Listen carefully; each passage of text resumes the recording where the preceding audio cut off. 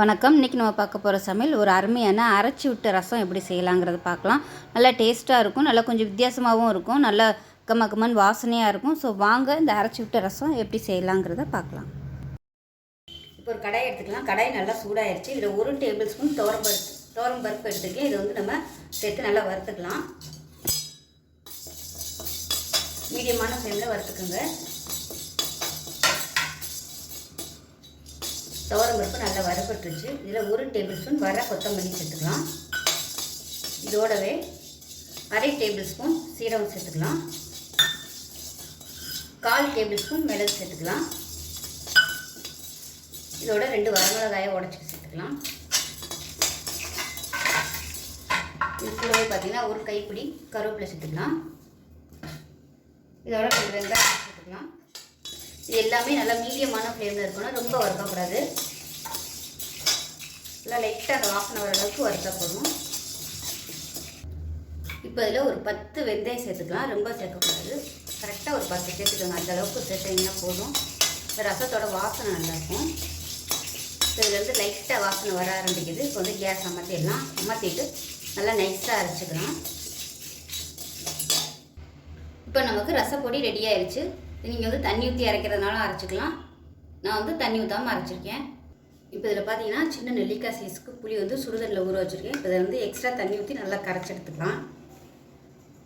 இப்போ இந்த சைஸுக்கு 2 தக்காளி எடுத்திருக்கேன். கொஞ்சம் நல்லா மீடியம் சைஸாக. இதை வந்து நறுக்கிட்டு மிக்சியில் போட்டு ரொம்ப நைஸாக இல்லாமல் நல்லா குறைன்னு அரைச்சிக்கலாம். இப்போ இதில் பார்த்தீங்கன்னா புளி தண்ணி கரைச்சி வச்சுருக்கேன்.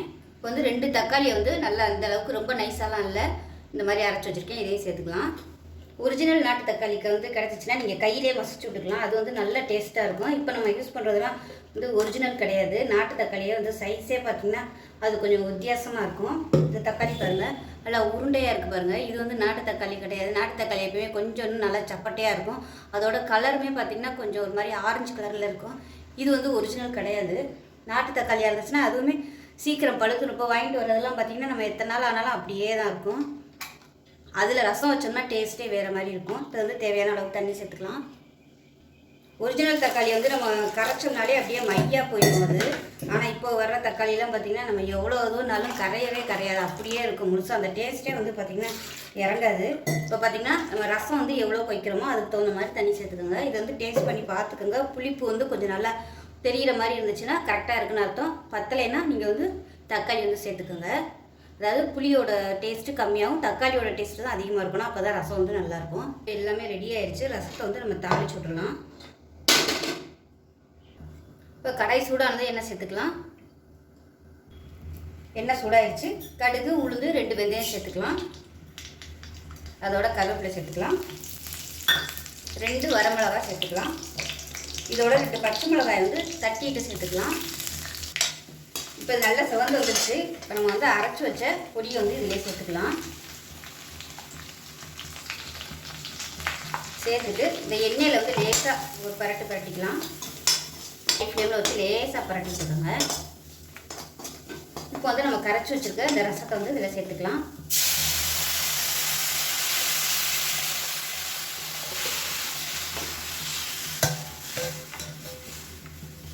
அதை நல்லா கலந்து விட்டுலாம். இதில் கொஞ்சம் தண்ணி சேர்த்துக்கலாம். 1/2 டேபிள் ஸ்பூன் மஞ்சள்தூள் சேர்த்துக்கலாம். இப்போ இதில் பெருங்காயத்தூள் சேர்த்துக்கலாம். மேலே கட்டி பெருங்காயமாக இருந்துச்சுன்னா தாளிக்கையில் சேர்த்துக்கோங்க. தூளாக இருந்துச்சுன்னா இந்த சமயம் சேர்த்துக்கோங்க, இல்லைன்னா எண்ணெயில் போட்டது கறியிடும். இப்போ பாருங்கள், ரசம் வந்து நல்லா நுர கட்டி கொதிக்க ஆரம்பிக்குது. இப்போ வந்து நான் அமர்த்திட்டு கொத்தமல்லியில் சேர்த்துக்கலாம். இப்போ இதில் ரசத்துக்கு தேவையான உப்பு சேர்த்துக்கலாம். நான் வந்து கல் உப்பு சேர்த்துருக்கேன். ரசம் கொதிக்கும்போது ஒரு 5 பல் பூண்டு வந்து தட்டிட்டு அதோட சேர்த்துக்கோங்க. நான் பூண்டு தட்டி போட்ட வீடியோ வந்து ஸ்கிப் ஆயிடுச்சு. ஸோ அதனால தான் சொல்கிறேன். பூண்டு வந்து நல்லா தட்டிட்டு லாஸ்ட்டாக சேர்க்கும்போது நல்ல வாசனையாக இருக்கும் ரசம். இப்போ பாருங்கள், அருமையான அரைச்சி விட்ட ரசம், பீட்ரூட் பொரியல், சாதம் ரெடி ஆயிடுச்சு. ஸோ இந்த வீடியோ பிடிச்சதுன்னா லைக் பண்ணுங்கள், கமெண்ட் பண்ணுங்கள், சேனலை சப்ஸ்கிரைப் பண்ணுங்கள், பக்கத்தில் உள்ள பெல் பட்டனையும் ப்ரெஸ் பண்ணுங்கள். நன்றி.